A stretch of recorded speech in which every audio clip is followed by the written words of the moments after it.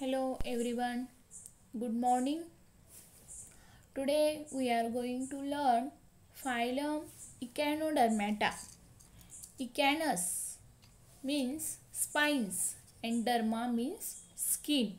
Echinodermata ह्या phylum मध्ये दोन शब्द येतात. इकॅनस ह्या शब्दाचा अर्थ आहे स्पाइन्स आणि डर्मा ह्या शब्दाचा अर्थ आहे skin.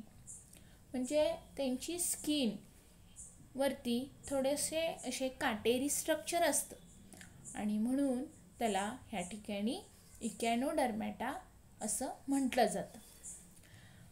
First one, there is A habitat. Exclusively marine म्हणजे हे जास्तीत जास्त खाऱ्या पाण्यामध्ये म्हणजेच सी वॉटरमध्ये राहणारे ॲनिमल्स आहेत. They are solitary. Solitary means these are single, म्हणजे काही ह्याच्यामधले जे ॲनिमल्स आहेत ते एकटे राहत असतात. They are sedentary. सेडेंटरी म्हणजे काय, तर जास्तीत जास्त ते तळाशी राहत असतात. समुद्रामध्ये जो खालचा लँड सरफेस असतो त्या सरफेसवरती राहत असतात. त्यांची जास्त हालचाल नसते आणि म्हणून त्यांना सेडेंटरी असं म्हणतात. और फ्री लिव्हिंग, मात्र ते कसे असतात, पाण्यामध्ये कुठेही त्या ठिकाणी मूव्हिंग चालू असते त्यांची, त्याला फ्री लिव्हिंग म्हटलेलं आहे. ग्रिगॅरियस, आता ह्याच्यामध्ये काही आहेत ते ग्रिगॅरियस म्हणजे अनेक जण एकत्र राहत असतात, त्याला ग्रिगॅरियस म्हणतात. काही सॉलिटरी आहेत म्हणजे singly. Benthic, what is mean by benthic? Benthic means attached to the land surface. Benthin means attached to the land surface. For example starfish. Starfish आपण सगळ्यांनी बघितलेला असेल. तर हा स्टारफिश जो आहे तो खाली बघा त्या वाळूमध्ये खाली चिकटून राहतो, त्याला बेंथिन म्हणतात. असं पाण्यामध्ये वगैरे वाहत नाही आहेत ते, पाण्यामध्ये वगैरे असे त्यांची मुवमेंट नसते, तर खाली त्या ठिकाणी ते वाळूला धरून त्यांना त्यांचे अटॅचमेंट असते आणि त्याला धरून ते त्या ठिकाणी आपलं लोकोमोशन करत असतात, म्हणून त्याला बेंथिन म्हटलं जातं. त्याच्यानंतर symmetry. Radially symmetrical. They are radially symmetrical. आता आपल्याला सिमेट्रिकलमध्ये माहिती आहेत 3 प्रकार आहेत. कोणते? बायलॅटरली सिमेट्रिकल म्हणजे समान 2 भाग होतात.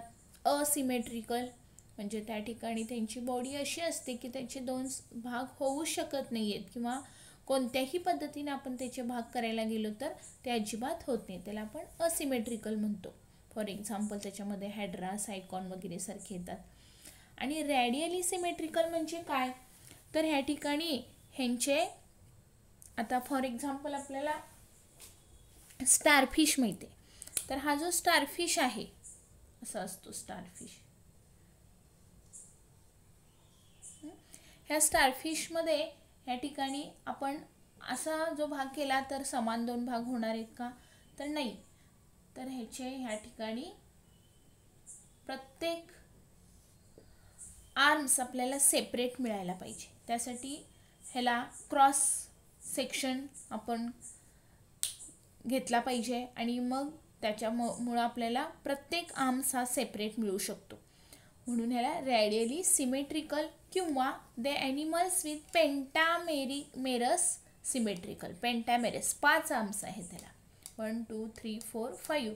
हे 5 आर्म्स त्याचं प्रत्येकाचं वेगवेगळं डिव्हिजन होऊ शकते आणि म्हणून ह्याला पेंटामेरस सिमेट्रिकल असं म्हणता येईल. Then body.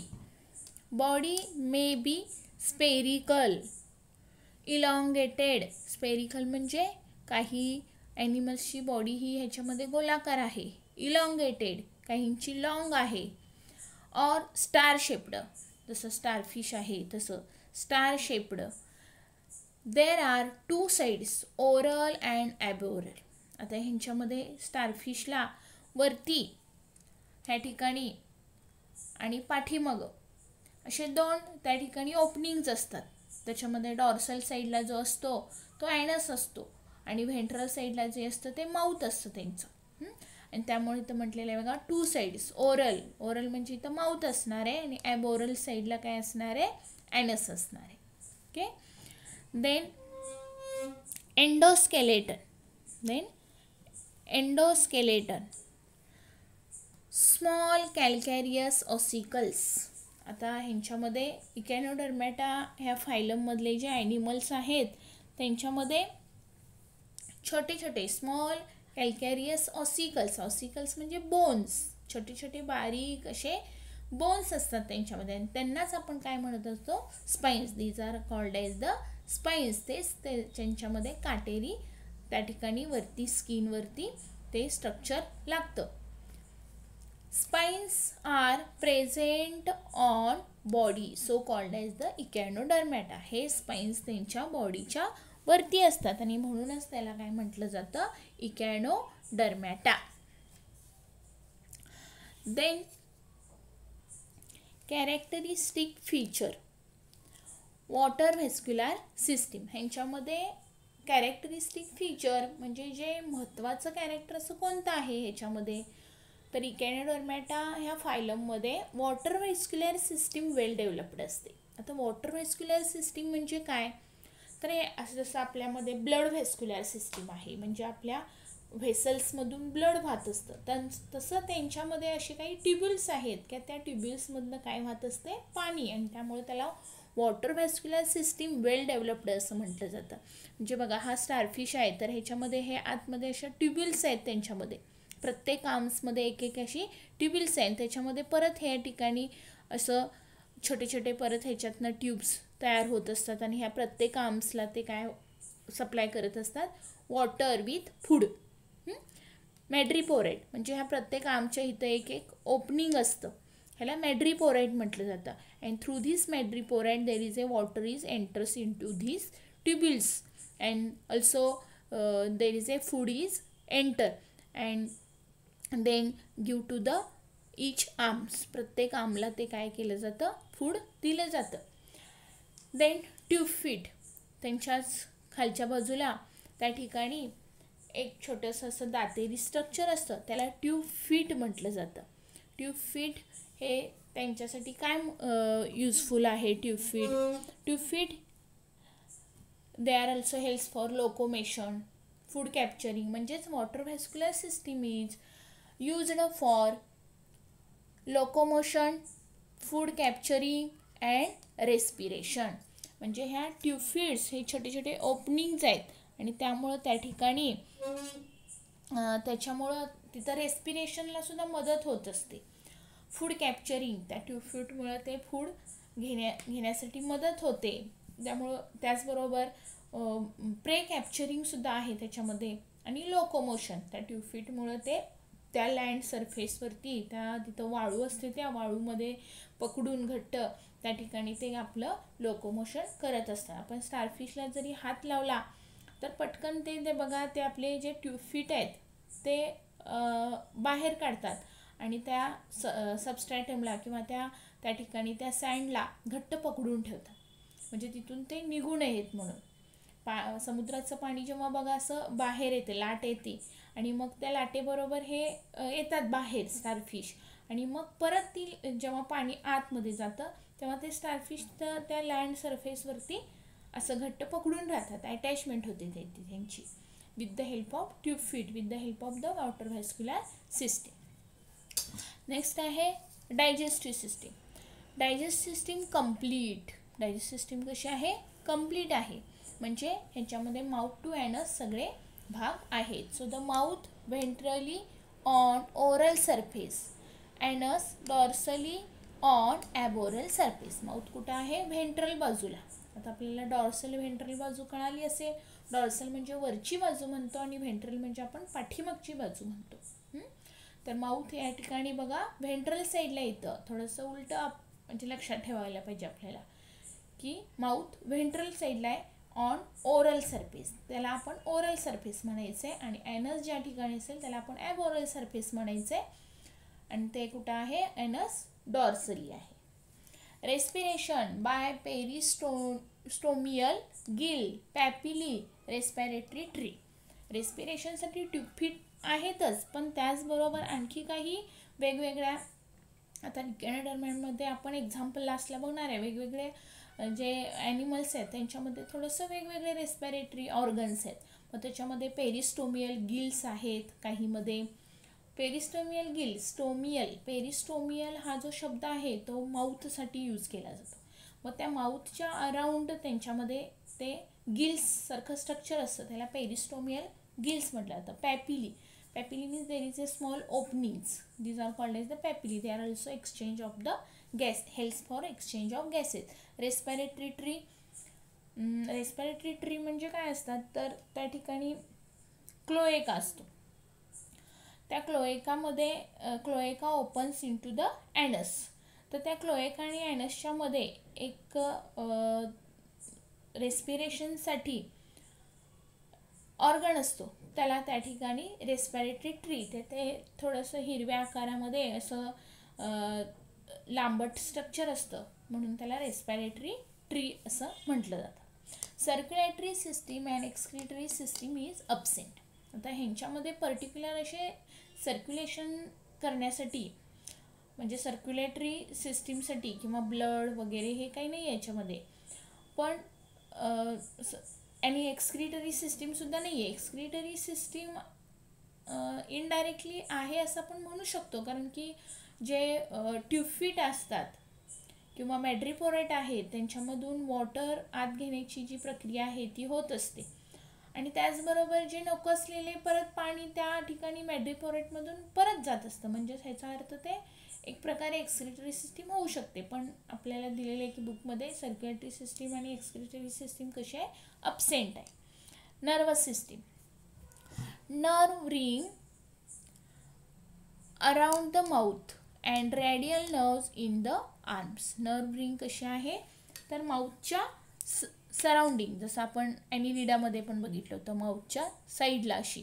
आणि त्याचबरोबर रेडियल नर्व्स म्हणजे ह्या ठिकाणी आता ह्या आर्म्समध्ये ती ब्रिटल स्टारफिश असे वेगवेगळे ह्याच्यामध्ये एक्झाम्पल्स आहेत. तर ते मोस्टली असे आर्म्स असतात त्याला, आणि त्यामुळं रॅडियली नर्व्स असं म्हटलेलं आहे याच्यामध्ये.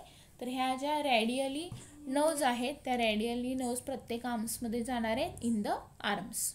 And so the nervous system there is having the nerve ring and radial nerves. Nerves प्रत्येक आर्म्समध्ये पाहिजेतच, कारण की त्या ठिकाणी सेन्सेशन हे नर्व्सद्वारे होत असतं, आणि त्यामुळे nervous system is very important. Then reproductive system. तर रिप्रोडक्टिव्ह सिस्टीममध्ये इकॅनोडर्मॅटा ह्या फायलममध्ये ॲनिमल जे आहेत ते युनिसेक्शुअल असतात, sometime bisexual. So the sexes are separate, sometime bisexual means the male and female reproductive organs are present in each individual. हे sometime होऊ शकतं, पण मोस्टली कसे असतात, sexes are separate, male separate, female separate असतो. Fertilisation is external. Fertilisation यांच्यामध्ये external आहे. Development is indirect, म्हणजे ज्या पद्धतीनं लार्वा पहिल्यांदा तयार होणार आहे बाहेर, आणि मग त्याच्यापासून तो अडल्ट तयार होत असतो, आणि म्हणून डेव्हलपमेंट कशी आहे, indirect, not direct. Young ones are comes from the larva, and so there is a development is indirect. Then regeneration, they show high power of regeneration. आता हा एकमेव असं कॅरेक्टरिस्टिक आहे जे इकॅनोडर्मॅटामध्ये आहे की दे show high power of regeneration. म्हणजे for example बघा, ह्यांच्यामध्ये हा एखादा आर्म्स जर कट झाला इथं काही कारणास्तव, तिथं समुद्रामध्ये त्यांच्यावरती काही एखादा मासा असेल किंवा एखादा प्रे असेल, त्यांनी काहीतरी त्यांच्यावरती आघात केला की तो आर्म्स किंवा एखाद्या सबस्ट्रॅटममुळं वगैरे तो कट झाला, तर त्या ठिकाणी परत त्याचं काय होतं आहे, वाढ होते, त्याची रिजनरेशन म्हटलं जातं त्याला, परत त्याची ग्रोथ होते. So they show high power of regeneration, आणि कमी वेळामध्ये ते त्यांच्यामध्ये ग्रोथ होते, and so called as the high power of regeneration. ह्याच्यामध्ये आपण काय काय बघितलं बघा. हॅबिटॅट, मराईन आहेत, सॉलिटरी, सेडेंटरी आहेत, फ्री लिव्हिंग, ग्रिगॅरियस, संख्येने एकत्र राहतात, कधी कधी सॉलिटरी पण आहेत, बेन्थिन, लँड सरफेसवरती अटॅच असतात. रेडियली सिमेट्रिकल आहेत. बॉडी स्पेरिकल इलॉंगेटेड असते आणि स्टार शेप्ड असते. 2 साईड्स असतात, ओरल आणि ॲबओरल साईड्स असते. एंडोस्केलेटनमध्ये स्पाईन्स असतात आणि हे स्पाईन्स बॉडीच्या वरती असतात, म्हणून ह्यालाच आपण इकॅनोडर्मॅटा म्हणतात. इकॅनोज म्हणजे स्पाईन्स, डर्मा म्हणजे स्किन. कॅरेक्टरिस्टिक्स फीचरमध्ये काय आहे, वॉटर व्हेस्क्युलर सिस्टीम वेल डेव्हलप्ड आहे. त्यामध्ये मॅड्रिपोराइट ओपनिंग्ज असतं, त्याच्यामधून पाणी जातं आणि प्रत्येक ट्युबिल्समध्ये जातं आणि त्या पाण्याबरोबर फूड जात असतं. आणि ट्यूफिट असतात जे लोकोमोशनसाठी तर मदत करतात. म्हणजेच वॉटर व्हेस्क्युलर सिस्टीम लोकोमोशन, त्याचबरोबर फूड कॅप्चरिंग आणि रेस्पिरेशनला मदत करत असते. त्याचबरोबर डायजेस्टिव्ह सिस्टीम कशी आहे, कंप्लीट आहे. म्हणजे माउथ टू ॲनस सगळे पार्ट्स आहेत आणि त्यामुळं माउथ व्हेंट्रली असतं, ओरल सरफेस म्हटलं जातं त्याला, आणि ॲनस डॉर्सली आहे, त्याला ॲबओरल सरफेस म्हटलं जातं. रेस्पिरेशन बाय पेरिस्टोमियल गिल्स, पॅपिली किंवा रेस्पिरेटरी ट्री आहे. सर्क्युलेटरी सिस्टीम आणि एक्सक्रिटरी सिस्टीम अब्सेंट असते. नर्वस सिस्टीममध्ये नर्व रिंग आणि रॅडियल नर्व्स, प्रत्येक आममध्ये जे असणार आहेत ते रॅडियल नर्व्स. आणि रिप्रोडक्टिव्ह सिस्टीममध्ये युनिसेक्शुअल आहे, फर्टिलायझेशन एक्सटर्नल आहे, डेव्हलपमेंट इनडायरेक्ट आहे. रिजनरेशन त्यांच्यामध्ये हाय पॉवर ऑफ रिजनरेशन असतं. ह्याच्यामध्ये एक्झाम्पल्स काय काय आहेत बघा. Asterias, sea star.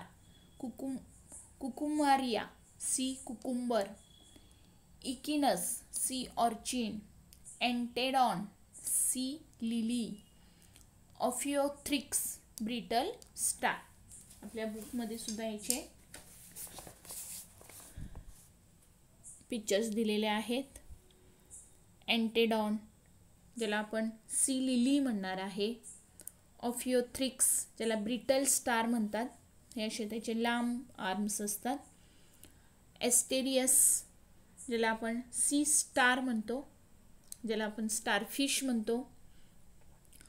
कुकुमारिया ज्याला सी कुकुंबर असं म्हटलं जातं, ह्याला पुढं ह्या ठिकाणी हे आर्म्स असतात आणि ह्याची बॉडी ही अशी लांब असते. Okay, thank you.